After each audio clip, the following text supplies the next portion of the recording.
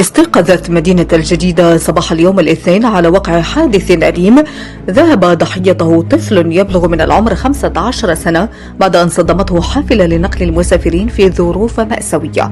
ووفق شهود من عين المكان فإن الطفل كان يستعد للذهاب في رحلة استجمامية نحو البحر رفقة أصدقائه منتظرا داخل المحطة وهو يحمل حقيبته قبل أن يفقد سائق إحدى الحافلات السيطرة على مركبته لتتجه نحو عدد من السيارات المتوقفة وتصطدم بالضحية ملحقة به إصابات بليغة على مستوى الرأس والجسم عجلت في وفاته في عين المكان. واستنفر الحادث المأساوي عناصر الوقاية المدنية التي تدخلت لنقل جثمان الطفل في أكياس بلاستيكية وسط حالة من الصدمة. من جانبها بشرت السلطات الأمنية تحقيقا تحت إشراف النيابة العامة المختصة في مسعى لتحديد أسباب وملابسات الحادث والمسؤوليات المترتبة عنه.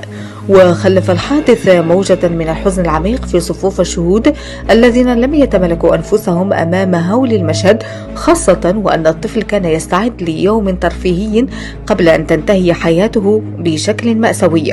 وفي ظل هذا الحادث المؤلم تتعالى دعوات المواطنين بضرورة تشديد إجراءات السلامة داخل المحطات الطرقية ومراقبة الحالة التقنية للحافلات وكفاءة وسلوك السائقين تفاديا لتكرار مثل هذه المآسي.